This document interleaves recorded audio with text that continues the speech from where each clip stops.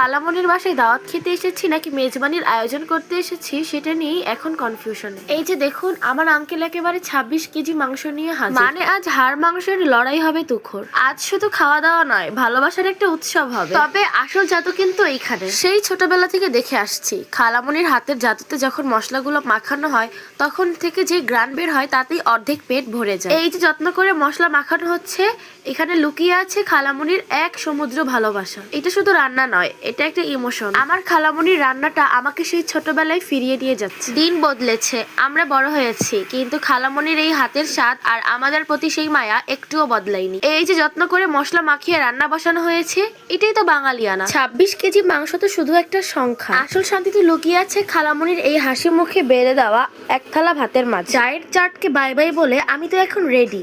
আপনারা শুধু দেখেন একবার মাংসের কালারটা কি সুন্দর হয়েছে। পরিবারের সবাই একসাথে, খালামনির হাতের এই স্পেশাল রান্না, ব্যাস ছুটির দিনে আর কি লাগে। জীবন আসলে এই ছোট মুহূর্তগুলোতেই সুন্দর। আপনাদের কার কার খালামনির হাতের রান্না পছন্দ কমেন্টে জানান কিন্তু। আর হ্যাঁ, আমাদের ভিডিওগুলো ভালো লেগে থাকলে আপনারা আমাকে ফুল দিয়ে সাপোর্ট করতে পারেন। Tata, bye bye and take care.